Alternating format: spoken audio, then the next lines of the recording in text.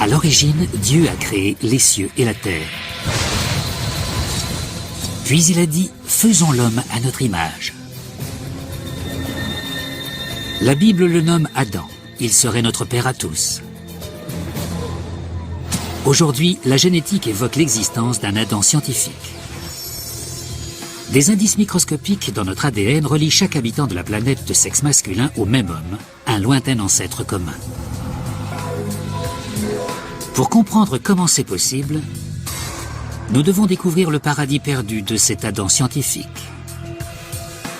Pénétrer dans son monde et le regarder droit dans les yeux. Au carrefour improbable de la Bible et de la biologie, nous nous lançons sur la piste d'Adam.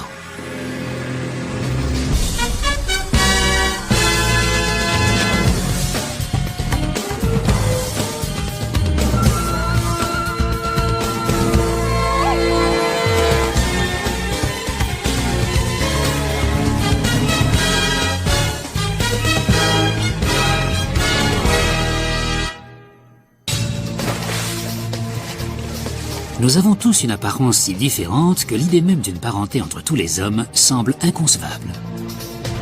Difficile de croire que 6 milliards d'êtres puissent avoir le même ancêtre. Et pourtant, 3 des plus grandes religions, le christianisme, l'islam et le judaïsme, affirment qu'un seul homme est notre père à tous. Cela fait d'Adam un personnage central dans les croyances de plus de la moitié des habitants du monde. Désormais, la science nous offre la chance de trouver cet Adam génétique, un ancêtre unique dont l'ADN survit dans chaque homme peuplant la planète aujourd'hui. Des Inuits de l'Arctique aux Amérindiens de l'Amazonie, des nomades du désert aux hommes d'affaires de Wall Street.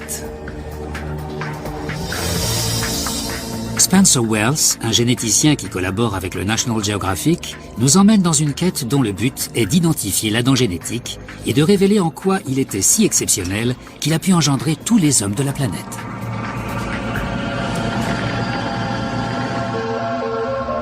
Mais comment dérouler une chaîne génétique qui s'étend sur autant de générations?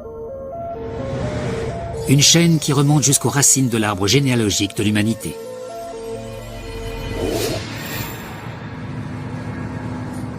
Pour cela, il me faut une machine à remonter le temps génétique.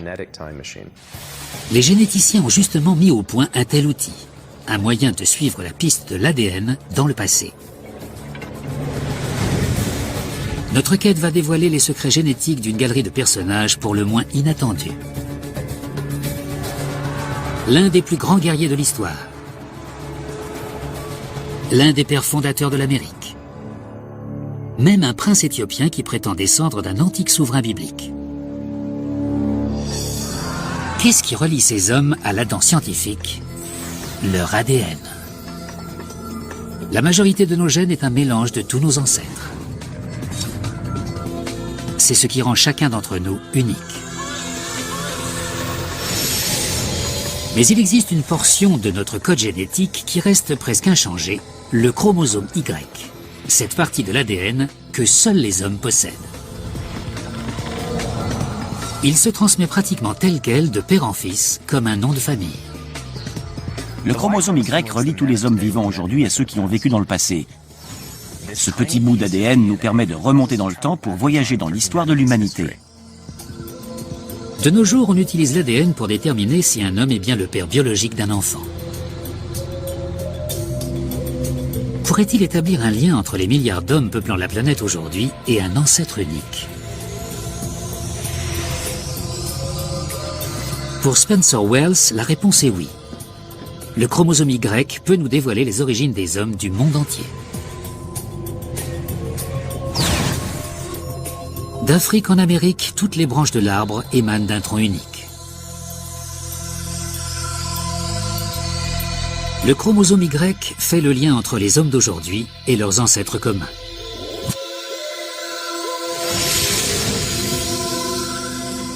Il faut mettre en évidence ce qu'on pourrait appeler des super-ancêtres, des hommes qui ont laissé leur patrimoine génétique à un grand nombre de descendants mâles. Ils sont comme des embranchements dans les ramifications de l'arbre, des endroits où un grand nombre de branches sont générées par un même homme. Les généticiens peuvent remonter encore plus loin dans l'arbre, jusqu'au super-ancêtre ultime, l'Adam scientifique.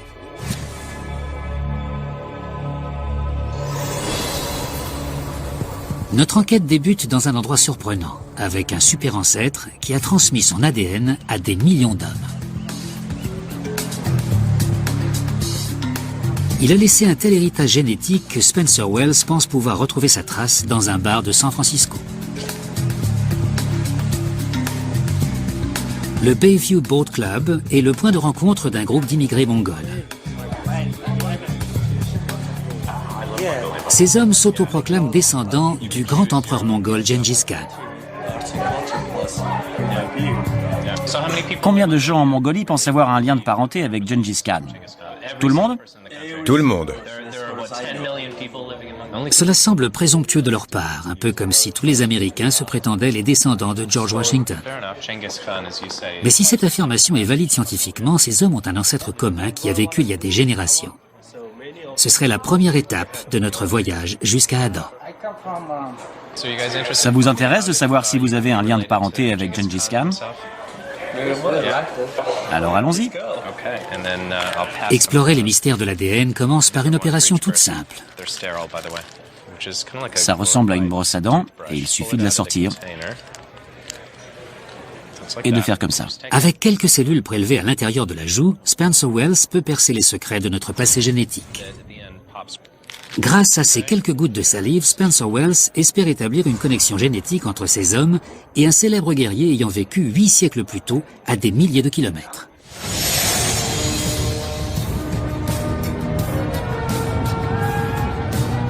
Gengis Khan est l'un des plus grands personnages historiques de tous les temps. Il y a 800 ans, il régnait sur l'un des plus vastes empires que le monde ait jamais connu. Mais statistiquement, n'est-il pas improbable que ces quelques émigrés de la côte ouest des États-Unis soient les descendants d'un homme si exceptionnel? Des machines analysent l'ADN de ces Mongols, cherchant des traces sur le chromosome Y, les associant à Gengis Khan.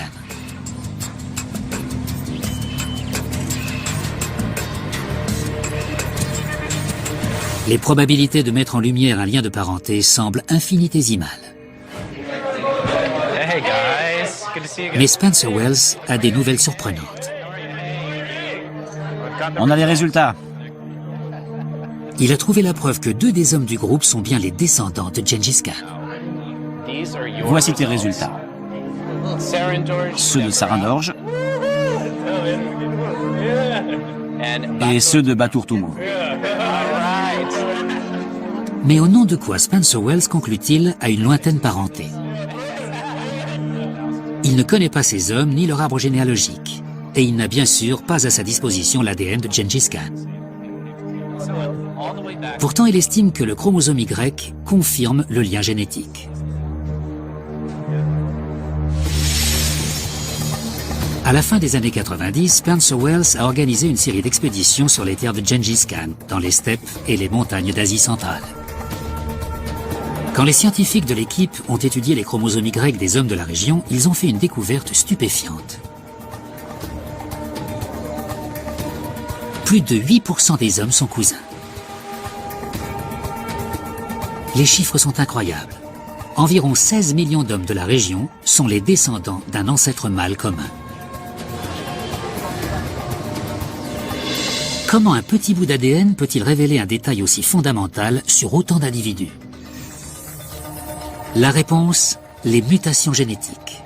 D'infimes modifications du chromosome Y qui ont le pouvoir incroyable de montrer de qui descendent ces hommes et même d'où ils viennent.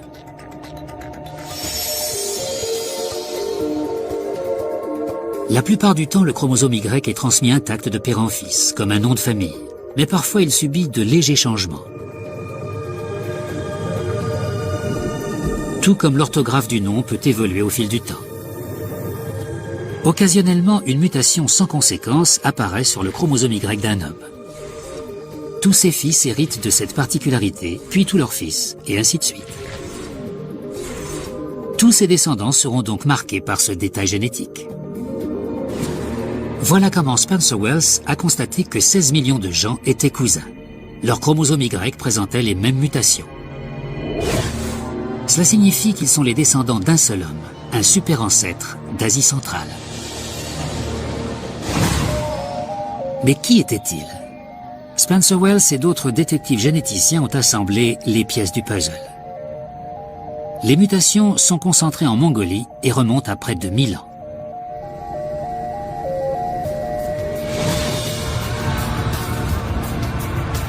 Selon les scientifiques, ce devait être un homme de pouvoir avec de nombreux fils pour perpétuer sa lignée.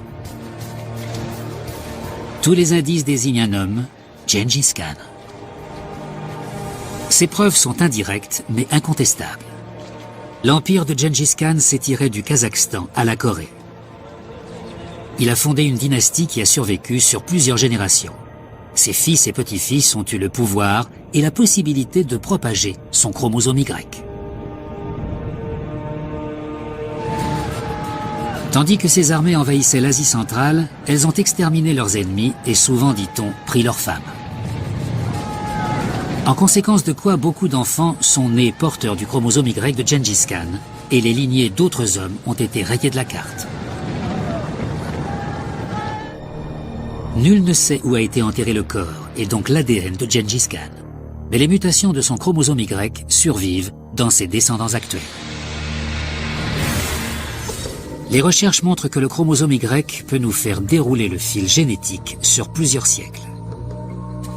Mais pour localiser l'Adam scientifique, nous devons retrouver un homme aux origines de l'humanité qui a eu non pas des millions, mais des milliards de descendants. C'est une enquête extraordinaire. Adam était peut-être le premier humain réellement moderne.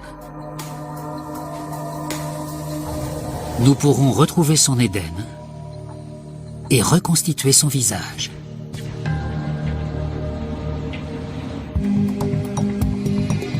C'est une quête scientifique et pourtant l'idée qui la sous-tend a été développée dans un document religieux, la Bible.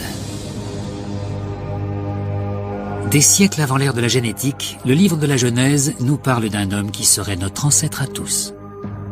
La Bible ne donne aucune description physique d'Adam, si ce n'est qu'il a été créé à partir de poussière, à l'image de Dieu. Et sa côte a été la matière première pour donner vie à la première femme, Ève. Dieu leur a donné un endroit où vivre, le jardin d'Éden. Mais bientôt, tentés par un serpent, Adam et Ève ont goûté à l'arbre de la connaissance.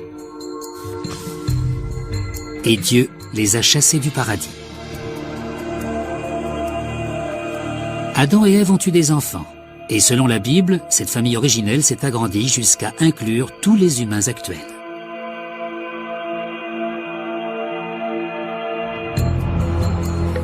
Dans le Nouveau Testament, l'Évangile selon saint Luc reprend l'arbre généalogique d'Adam, génération après génération. Et si nous faisions un test génétique sur quelqu'un qui affirme appartenir à cette lignée? La plupart de ceux que la Bible place dans l'arbre généalogique d'Adam ont disparu sans laisser de traces. Mais il en est un qui s'est imposé comme une grande figure historique. Salomon, troisième roi d'Israël. Aujourd'hui encore, les membres de la famille royale éthiopienne se proclament les descendants directs de Salomon. Cela semble difficile à croire. La Jérusalem de Salomon est à 2400 km de l'Éthiopie. Et pourtant, les Éthiopiens déclarent posséder une preuve tangible, absolument extraordinaire, de leur lien avec la Terre Sainte.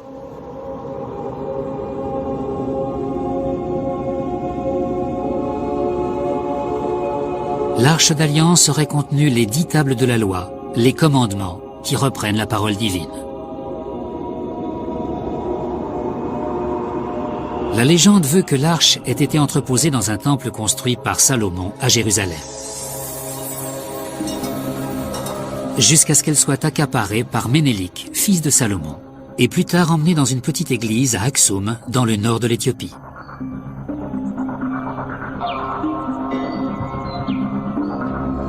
Aujourd'hui, la famille royale éthiopienne affirme descendre directement de Ménélik et donc de Salomon.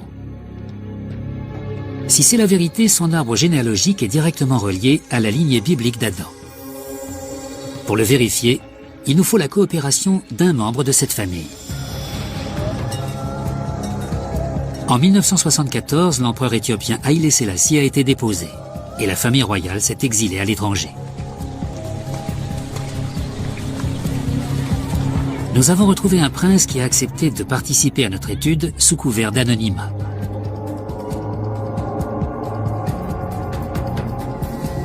Il veut éviter d'être accusé d'utiliser sa parenté avec Salomon pour tenter de monter sur le trône.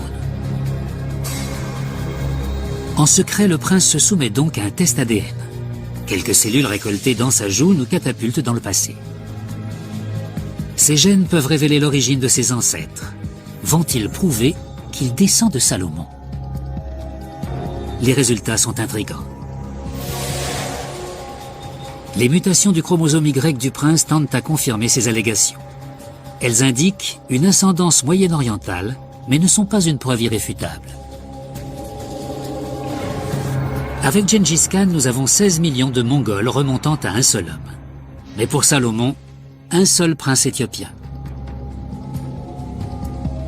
Nous manquons d'indices exploitables. Cette expérience montre à quel point il est difficile de retracer la généalogie biblique. Après tout, c'est un livre religieux, pas un document scientifique. Ce que la Bible dit de la création dépasse le domaine de compétence de la science. Elle ne parle pas de notre ADN, elle nous dit qui nous sommes en tant qu'êtres humains. En hébreu, le mot Adam signifie également peuple. Ce qui est important à propos d'Adam, c'est qu'il est chacun d'entre nous. La Bible nous a donné l'idée d'Adam. Mais pour trouver son incarnation scientifique, il faut faire appel à la génétique moderne. Si nous y parvenons, nous pourrons établir un lien entre tous les hommes actuels et un Adam génétique, et peut-être même trouver son jardin d'Éden. Spencer Wells a prouvé que l'ADN pouvait nous faire explorer l'arbre généalogique de l'humanité. Avec une équipe internationale de scientifiques, il a montré comment un seul homme, Gengis Khan, avait pu engendrer des millions de descendants. Même si nous ne sommes encore que dans les plus hautes branches de l'arbre, Spencer Wells est persuadé que le chromosome Y peut nous conduire jusqu'au tronc, jusqu'à Adam. Et cela nous permettra de savoir d'où il venait, de localiser son paradis. Mais déterminer l'origine géographique des ancêtres d'un être humain n'est pas une mince affaire. À cause des migrations humaines, les chromosomes Y peuvent se retrouver à des milliers de kilomètres de leur lieu d'origine. Pour s'en convaincre, il suffit d'observer n'importe quelle grande ville. Dans une rue new-yorkaise, les chromosomes Y de dizaines de pays peuvent se croiser. Cela rend notre travail de généticien des populations très difficile, car les pistes sont brouillées. Aujourd'hui encore, la planète entière est un melting pot. Comme les humains se déplacent à la surface du globe, ils se retrouvent souvent à vivre bien loin du lieu d'apparition de leur lignée. Au sommet, les branches de notre arbre généalogique ont tendance à s'emmêler. Il devient de plus en plus difficile de retracer une ascendance familiale. Il n'existe qu'un seul moyen pour y voir clair, analyser les chromosomes Y de gens qui vivent toujours sur la Terre de leurs ancêtres. Pour obtenir une représentation fiable de notre arbre généalogique, Spencer Wells dirige un projet de recherche en coopération avec la National Geographic Society et IBM, baptisé Genographic Project. C'est une entreprise herculéenne qui durera des années. Mais au final, Spencer Wells pourra dire d'où vient chaque habitant de la planète.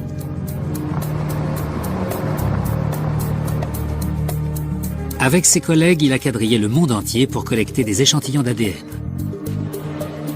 Des aborigènes d'Australie aux Indiens d'Amérique du Sud. Ils ont sillonné toute la surface du globe, l'Asie centrale, l'Afrique du Sud ou encore la Sibérie. Spencer Wells peut déjà tirer une foule d'informations sur les origines d'un homme en étudiant son chromosome Y. Et il pense avoir découvert quelque chose de surprenant dans le passé de l'un des plus illustres personnages de l'histoire américaine. Le 3e président des États-Unis, Thomas Jefferson. Les recherches sur le chromosome Y de Jefferson ont déjà révélé des détails étonnants. On a longtemps suspecté qu'il a eu des enfants avec son esclave, Sally Hemings. Une étude génétique de 1998 a confirmé cette rumeur avec une quasi-certitude. Ainsi, cet homme blanc a bien eu des descendants noirs. Mais aujourd'hui, Spencer Wells pense avoir fait une découverte dont personne ne se doutait. Non pas sur les descendants de Jefferson, mais sur ses ancêtres, ce qui pourrait bien nous rapprocher un peu plus d'Adam.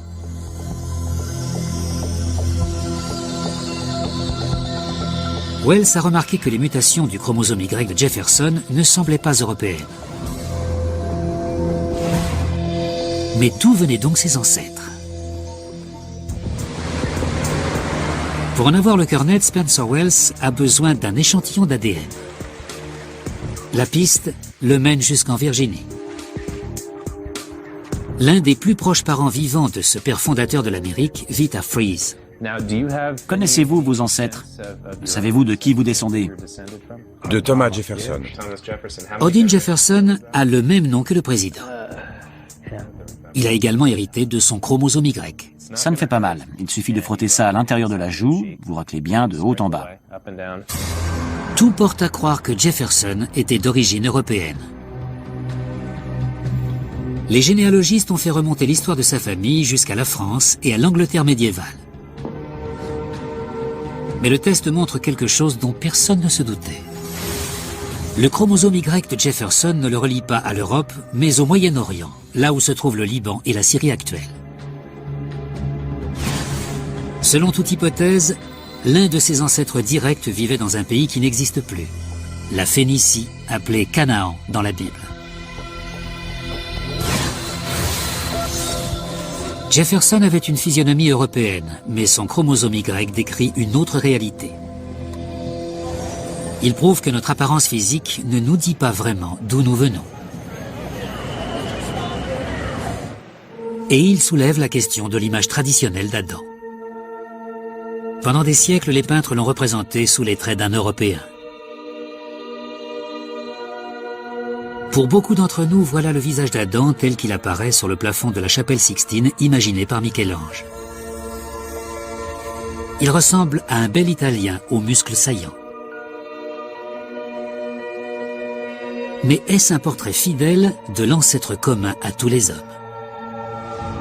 L'histoire de Jefferson laisse penser qu'il était sans doute très différent. Mais l'ancien président peut nous conduire encore plus loin dans le passé, bien avant son ancêtre phénicien. Car il présentait une mutation spécifique qu'il partage avec des hommes issus de pays très différents.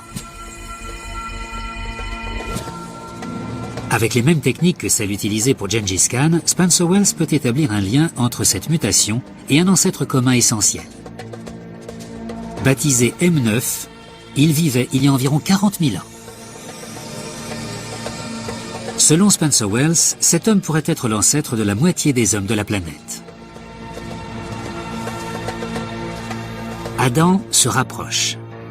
Mais Wells est conscient que certains hommes n'ont pas la mutation de M9. Pour identifier l'ancêtre commun de tous les hommes, il doit remonter encore plus loin. Quelle sera sa prochaine étape? Certains indices scientifiques ne viennent pas de la génétique. Ce sont des restes tangibles de nos ancêtres, leurs ossements. Avant la découverte de cet outil extraordinaire qu'est l'ADN, nous retracions l'histoire de l'humanité presque entièrement grâce aux fossiles. Mais cette représentation était incomplète. Les plus anciens fossiles viennent d'Afrique et ont plusieurs millions d'années.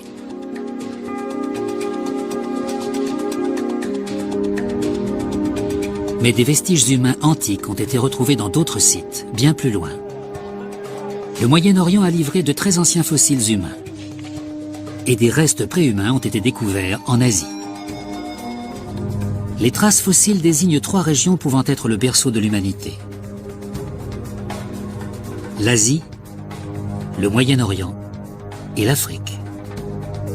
L'ADN peut-il nous dire laquelle a donné naissance à l'Adam scientifique?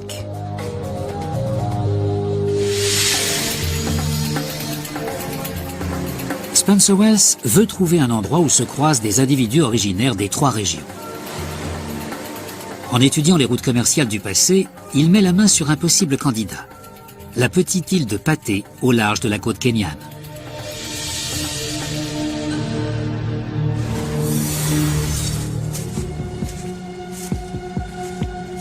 C'est un endroit envoûtant, où certains détails détonnent sur la terre africaine.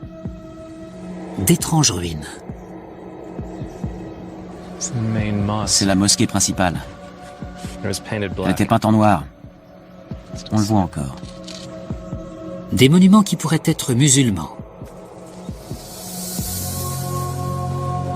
Des sépultures qui semblent presque chinoises. Même les visages des habitants évoquent un étrange métissage. Certains ont la peau claire des Européens, d'autres pourraient être arabes, et quelques-uns ont les yeux presque bridés. Durant des siècles, des marchands du monde entier ont fait escale ici. Ils venaient d'Europe, du Moyen-Orient, ou peut-être même de Chine.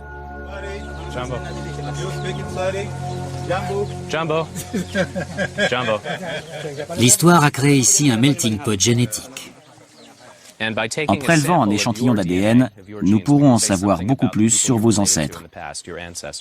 Si les chromosomes Y de ces hommes mettent en évidence un ancêtre commun à tous ces groupes ethniques, ils pourraient nous conduire jusqu'à Adam. Ouvrez la bouche. Spencer Wells effectue des prélèvements sur 25 hommes. Merci beaucoup. Ouvrez la bouche. Où est née votre mère? Les analyses ADN prouvent que les hommes de Paté viennent d'un peu partout. Leurs ancêtres étaient originaires d'Afrique, d'Europe, d'Arabie, d'Inde et du croissant fertile du Moyen-Orient. On constate sur cette île minuscule plus de variations génétiques que dans beaucoup de pays. Et les échantillons font apparaître quelque chose de capital, un nouveau super-ancêtre.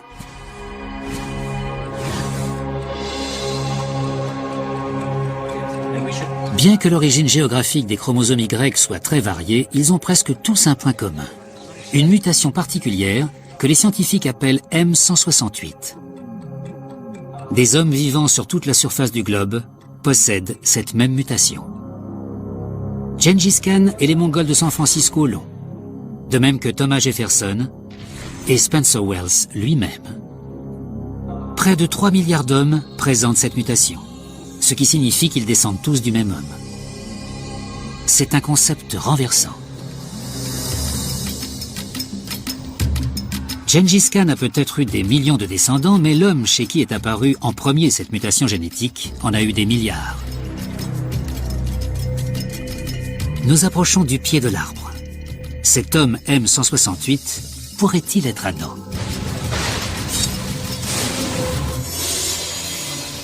Mais il y a un hic. Spencer Wells a trouvé une exception parmi les hommes de Paté.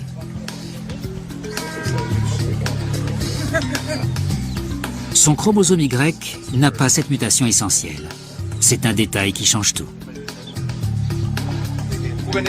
Et il n'est pas le seul. D'autres ne sont pas les descendants de M168. Il ne peut donc pas être Adam. M168 se situe très bas dans l'arbre généalogique, mais il n'est pas au pied. Et le chromosome Y de l'homme différent des autres nous apporte la dernière pièce du puzzle. La lignée de cet homme est née en Afrique de l'Est ou du Sud.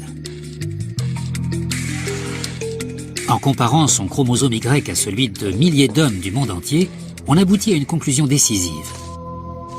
Ces mutations originaires d'Afrique apparaissent sur tous les chromosomes Y de tous les hommes vivant actuellement sur la planète. Ce sont les mutations universelles que nous cherchions. Nous avons suivi la piste génétique jusqu'au tronc de l'arbre. Toutes les branches conduisent à un seul homme, un seul chromosome Y.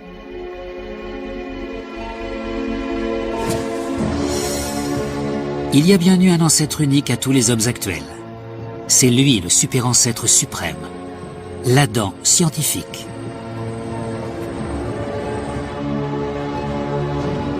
L'un de ses descendants était M168. Il est aussi l'ancêtre de l'ancêtre moyen-oriental de Thomas Jefferson.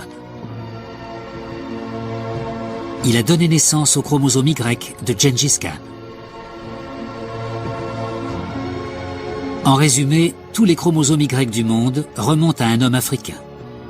C'est bien lui, l'Adam scientifique.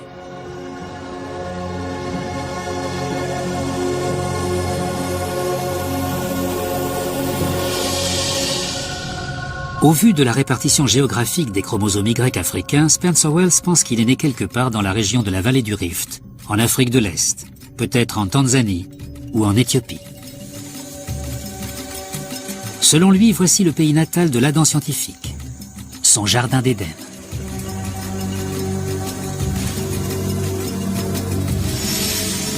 La génétique est capable de dater les mutations du chromosome Y pour calculer l'âge de l'Adam scientifique. Ainsi, Spencer Wells estime qu'il est né il y a environ 60 000 ans. Cela semble lointain, mais en réalité, cela signifie que notre quête d'un ancêtre commun ne nous a pas menés jusqu'à l'époque des hommes singes ou même des hommes primitifs comme les Homo erectus. En comparaison des milliards d'années de l'évolution humaine, nous avons localisé Adam dans un passé très récent. Spencer Wells sait maintenant que l'Adam scientifique a bel et bien existé, quand il vivait et même probablement d'où il venait. Mais qui était-il? Comment est-il devenu le super-ancêtre de tous les hommes actuels? Et à quoi ressemblait-il? Le portrait qui se dessine n'est pas celui auquel on pouvait s'attendre. Sous les pinceaux de Michel-Ange, Dieu donne la vie à un homme de type européen. Depuis les dernières données géographiques et temporelles concernant Adam, on sait qu'il ne pouvait ressembler à ça. Pour la première fois, il est possible de dresser un nouveau portrait d'Adam sur des bases scientifiques.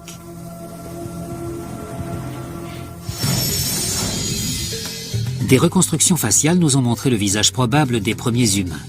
Nous avons des images d'êtres très anciens comme l'Homo erectus, ou même d'une préhumaine comme Lucie.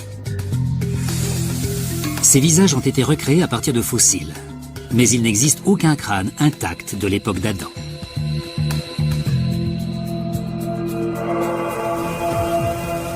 Un homme sait comment imaginer le visage d'Adam même en l'absence de son crâne. Pour décrire son métier, Frank Bender dit qu'il recompose les décomposés. C'est un sculpteur travaillant pour la police scientifique, un artiste capable de redonner vie aux morts. Il collabore régulièrement avec des enquêteurs du monde entier pour mettre un visage sur les cadavres, même quand il ne reste pas grand-chose du crâne. La moitié du crâne avait été brûlée. Je n'avais donc que l'autre pour travailler. J'ai fait une reconstruction et elle a été identifiée grâce à mon travail. Maintenant, Frank Bender va mettre son talent au service d'Adam. Nous n'avons pas le crâne d'Adam, mais Frank Bender va baser sa reconstruction faciale sur ce qui s'en rapproche le plus.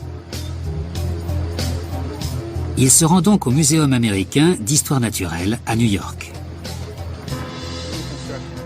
Gary Sawyer est expert dans la reconstruction des visages préhistoriques. Selon lui, ce crâne, retrouvé sur le site de Kafzeh, en Palestine, est une bonne base pour Adam. Il possède à la fois des traits modernes et des caractéristiques plus archaïques, avec un front bas et des arcades sourcilières proéminentes. Le crâne de Kafzeh a environ 100 000 ans. Celui d'Adam serait donc bien plus moderne.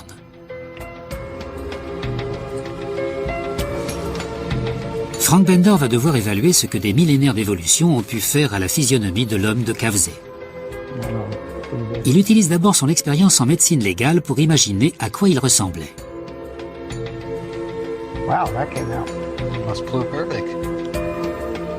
Il peut extrapoler les traits de son visage à partir de sa structure crânienne. La forme des fossettes, le tracé des mâchoires, la largeur du nez, la taille du menton.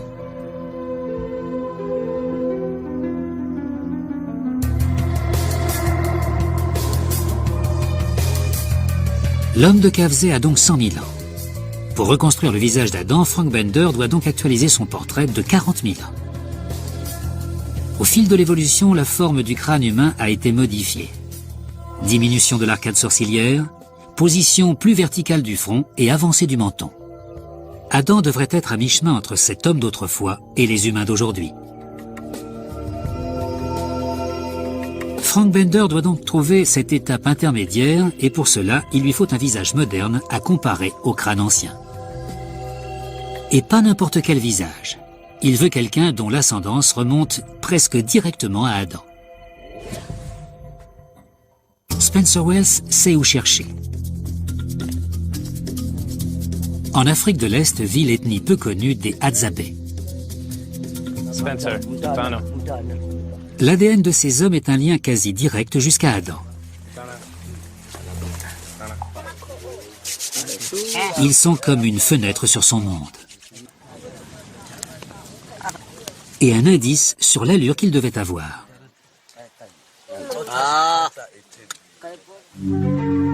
L'ADN scientifique devrait être à mi-chemin entre l'homme de Kasfé et l'un de ses visages.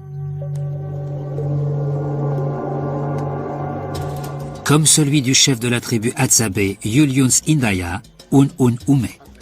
Mais comment établir son portrait robot? Pour fusionner ces deux visages, Frank Bender se tourne vers une technologie développée pour des applications sécuritaires comme la lutte antiterroriste.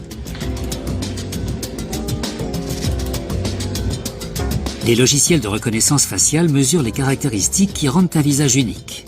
Des variables comme la distance entre les yeux ou la largeur du nez. Les ingénieurs ont choisi plus de 200 traits qui définissent la forme du visage de l'homme de Kafsé, pour en faire un modèle mathématique. Puis ils font de même avec le chef des Hadzabe. L'ordinateur compare ensuite les deux séries de données, deux visages que 100 000 ans séparent, avant de calculer un modèle intermédiaire, celui d'Adam.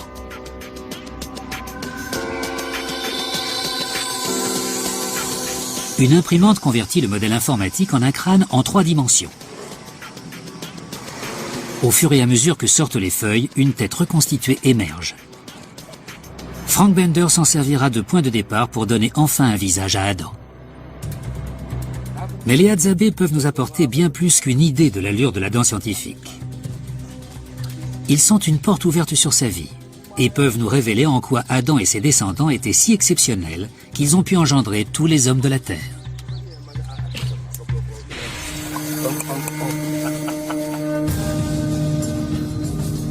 Les mutations du chromosome Y montrent que l'Adam scientifique est né il y a environ 60 000 ans. C'était une époque hors du commun dans l'histoire de l'humanité qui traversait alors une grave crise. Selon les scientifiques, les humains étaient au bord de l'extinction. La population mondiale avait sans doute chuté à quelques milliers d'individus. Mais après cette période critique, les humains ont entamé une ascension fulgurante. Pour la première fois, l'art est apparu. Et les outils sont devenus plus sophistiqués. Cette nouvelle énergie et ce vent d'innovation ont permis à l'espèce humaine de conquérir la planète. Quelque chose de capital a changé dans la nature humaine. Le facteur déclencheur reste un mystère, et pourtant il semble être arrivé juste après Adam. Est-ce une coïncidence? Je l'ignore. Peut-être. Mais il est également possible qu'Adam ait été celui qui a mis en branle ces changements. Comment un seul homme a-t-il pu changer toute une espèce? Spencer Wells a une théorie. Elle est avant-gardiste et très provocatrice.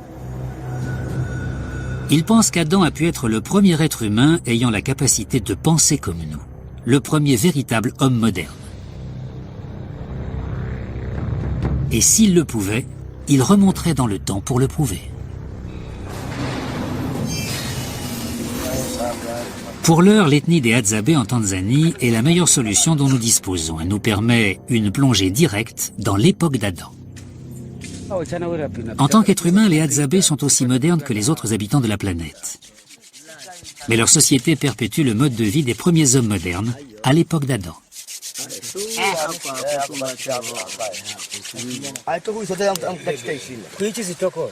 Les Hadzabe sont des chasseurs-cueilleurs. Survivre dans un tel environnement est un défi permanent. Ils font appel à une ingéniosité qui, selon Wells, pourrait être née avec Adam lui-même.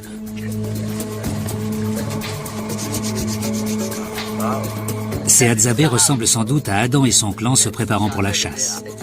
Ils ont trouvé le moyen de transformer les arbres locaux en armes redoutables. Leurs arcs sont solides mais souples. Leurs flèches sont redressées sur les braises. Ces techniques semblent rudimentaires, mais au moment de leur invention, elles étaient révolutionnaires, car ces armes pouvaient tuer à distance et avec précision. L'arc et les flèches ont été une innovation essentielle. D'autres modifications ont rendu les premières armes encore plus meurtrières. Et ça, c'est pour le poison. C'est une belle arme. Un autre progrès décisif. Les Hadzabe partent pour la chasse, tout comme Adam et ses fils l'ont peut-être fait autrefois pour se mesurer au gibier avec leurs armes et leur intelligence.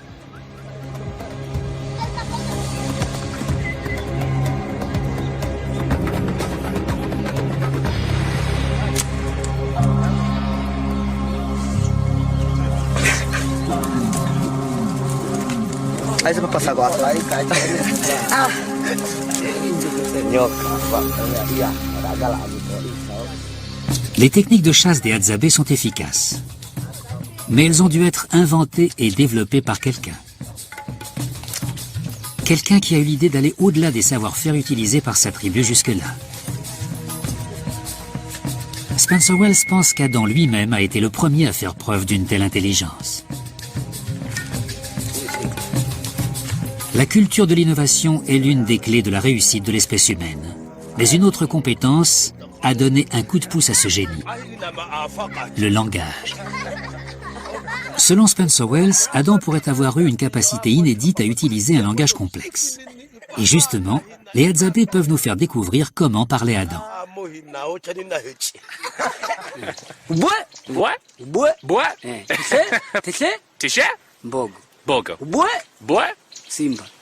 Simba, lion. Il parle l'une des langues les plus complexes du monde. Au milieu des voyelles et des consonnes habituelles se mêle toute une série de clics.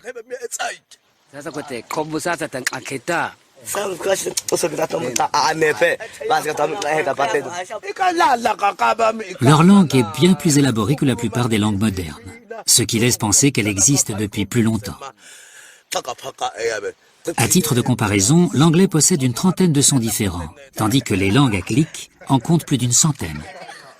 Les scientifiques pensent qu'à l'époque où les humains ont commencé à parler, ils utilisaient des clics comme cela. Peut-être Adam parlait-il comme ces hommes. Comme l'arc et les flèches, ces sons ont beau être simples, ils pourraient être ce qui a donné à Adam son intelligence révolutionnaire. Les Hadzabe nous ont permis d'explorer le monde d'Adam. Maintenant, Frank Bender peut nous montrer à quoi il ressemblait. Son ambition ne se résumait pas à sculpter Adam, il voulait aussi révéler sa personnalité. J'essaye de rentrer dans sa tête comme je le fais avec un fugitif.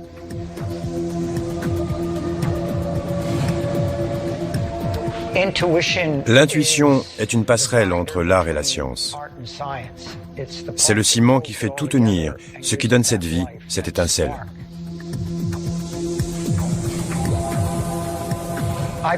J'imagine un homme plein de vie qui ressentait à peu près les mêmes émotions que nous, alternant entre la confiance et l'insécurité.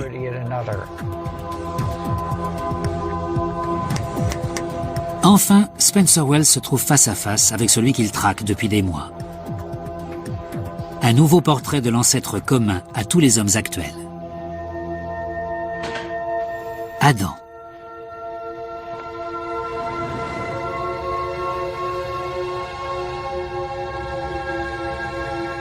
En l'absence de crâne, on ne peut savoir avec certitude quelle allure il avait. Mais la conjugaison des indices génétiques, du talent médico-légal de Frank Bender et des logiciels dernier cri laisse penser qu'il ressemblait sans doute à cet homme. 2 millénaires après la Bible et des siècles après Michel-Ange, Adam a un nouveau visage. J'aime son expression. Il a un regard volontaire. C'est un homme ambitieux. Peut-être qu'il veut conquérir le monde. On peut deviner pourquoi les autres lignées ont disparu et pourquoi lui est devenu notre ancêtre.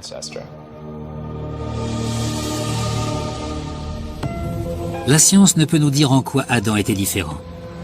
D'autres hommes vivaient en même temps que lui, mais au fil des siècles, leurs lignées génétiques se sont éteintes. Peut-être certains n'ont-ils eu aucun descendant ou que des filles. Quoi qu'il en soit, leurs chromosomes Y ont disparu à jamais. Seule la lignée d'Adam a survécu. Voilà comment il a pu devenir notre super ancêtre suprême. Il naît il y a environ 60 000 ans. Il apprend vite et finit par s'imposer comme le chef de sa tribu. Sa maîtrise du langage le démarque des autres.